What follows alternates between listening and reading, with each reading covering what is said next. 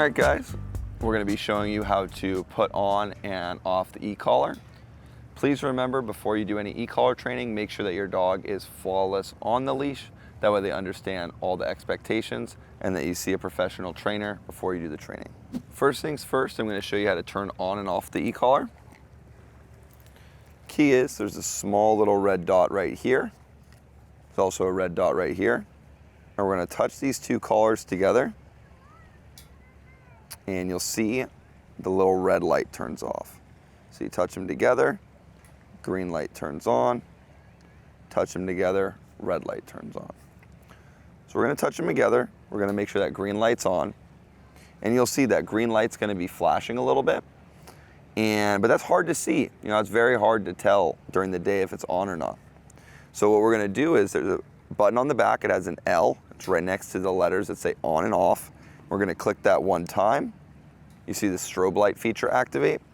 We're going to click it one more time, and then you can see the night light. And that's a lot easier to see if it's on or not.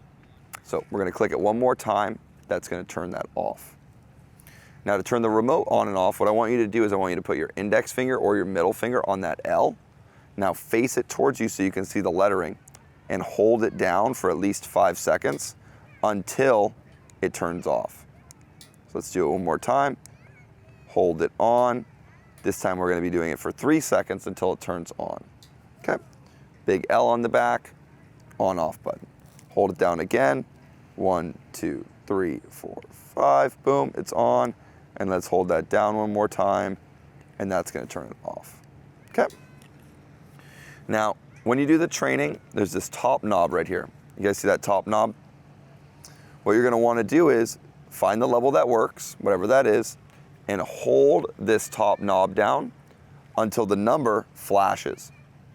Now when I try and twist it, you can see it's locked. It's not moving at all. So we're going to hold it down again. Beautiful. And now you can see the levels they can adjust. Last thing is, when you get your collar, yours is most likely on the side going to say M. And what that's going to do is if you click the red button, it's going to jump your level up by 5, 10, or whatever the preset level is. So what we're going to want to do is there's a little button right by the on-off switch that says M and C. You're going to want to hold that down. It's going to say C. You're going to hold it down one more time. That's going to say M and C. That way, if you hold the red button down, it's continuously going. If you tap the black one, it just does a tap. And then this button on the back is vibrate or tone, depending on what you want. And that's for T, for tone. But I don't use that in the training. But if you did, you could actually use that as teaching them any command. All right, guys, that's the basic features on how to turn it on and off and use it. Now what we're going to do is I'm going to show you how to fit it on her. The way that you want to do it is you want to put it on either this side of the neck or this side of the neck. And make sure that when you're doing the training, you don't keep it on for more than 4 to 6 hours in one location before rotating it.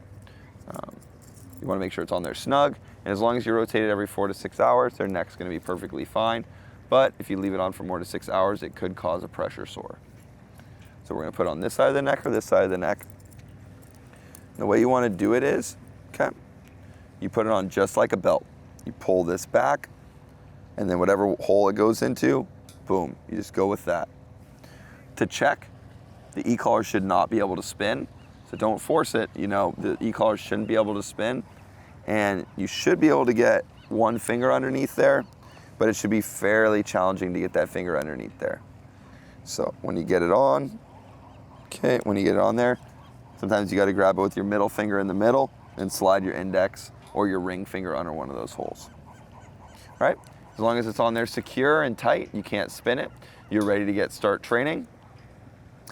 Right now we're using these very basic probes that come with the prong collar, and these work just fine for most dogs. But if you have a husky, a shepherd, something with longer hair, I would highly recommend that you get the thick fur 3/4 inch contact point from e-collar Technologies. But for most dogs, the stock one out of the box comes good. But if you want to be extra careful, make sure that it's staying consistent, the 3/4 inch thick fur contact point is the best one for that.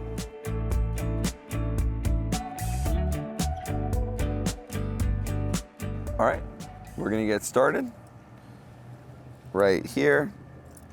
Now I try to put it a little bit below the prong collar, which allows it to kind of balance it up there. Just like that. Check the fit. I put my finger underneath both contact points to remove any dead fur. Try to rotate it.